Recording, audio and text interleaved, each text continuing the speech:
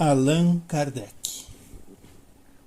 A ação de Bonaparte invadindo as searas alheias com o seu movimento de transformação e conquistas, fugindo à finalidade de missionário da reorganização do povo francês, compeliu o mundo espiritual a tomar enérgicas providências contra o seu despotismo e vaidade orgulhosa.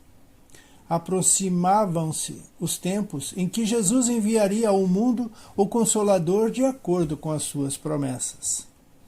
O século XIX desenrolava uma torrente de claridades na face do mundo, encaminhando todos os países para as reformas úteis e preciosas. As lições sagradas do Espiritismo iam ser ouvidas pela humanidade sofredora. Jesus repartiria o pão sagrado da esperança e da crença com todos os corações.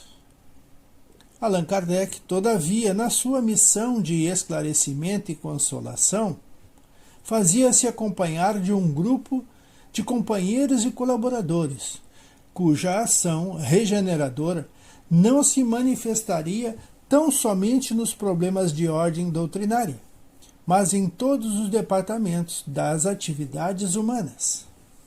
A ciência, nessa época, desfere os voos soberanos que a conduziriam às culminâncias do século XX.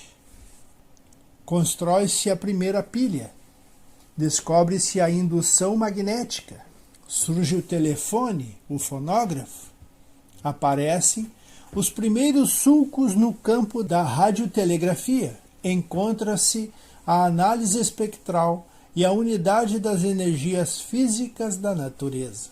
Estuda-se a teoria atômica e a fisiologia assenta bases definitivas com a anatomia comparada. O laboratório afasta-se definitivamente da sacristia, intensificando as comodidades da civilização. O progresso da arte tipográfica consegue interessar todos os núcleos de trabalhos humanos, fundando-se bibliotecas circulantes, revistas e jornais numerosos.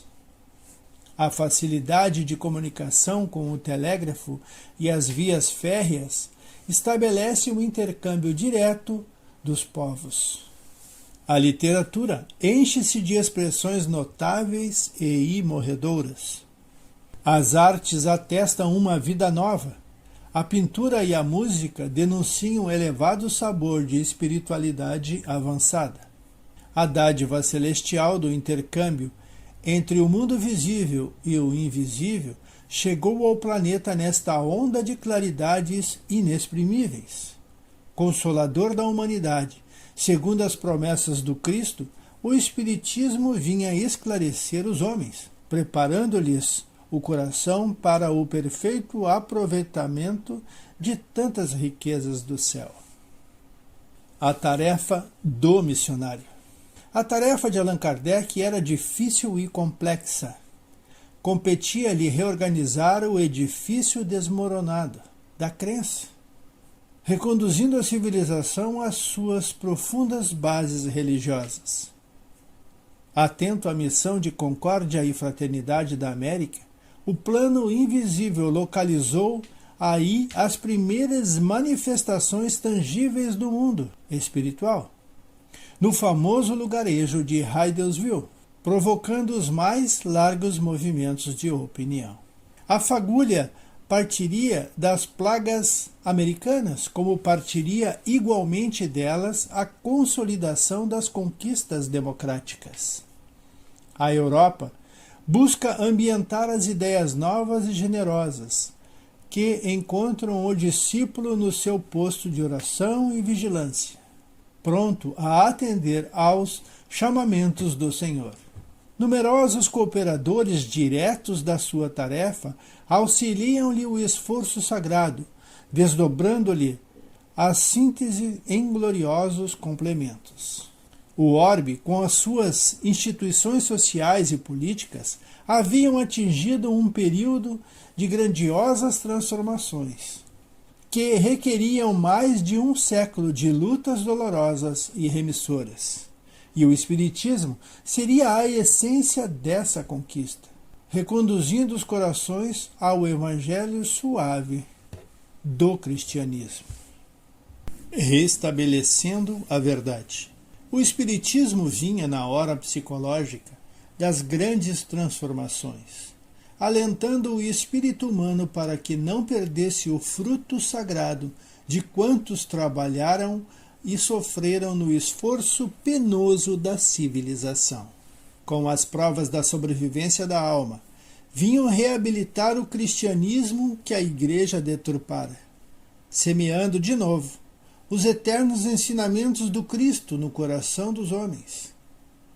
Com a reencarnação, veio explicar o absurdo das teorias socialistas, igualitárias absolutas. Não se ilude com as reformas exteriores, para concluir que a única renovação apreciável é a reforma íntima. Ensinando a lei das compensações no caminho da redenção e das provas do indivíduo e da coletividade, estabelece o regime da responsabilidade, em que cada espírito deve enriquecer a catalogação dos seus próprios valores. Despreocupado de todas as revoluções, porque somente a evolução é o seu campo de atividade e de experiência. Distante de todas as guerras, pela compreensão dos laços fraternos que reúnem a comunidade universal, ensina a fraternidade legítima dos homens e das pátrias, das famílias e dos grupos, alargando as concepções da justiça econômica e corrigindo o espírito exaltado das ideologias extremistas.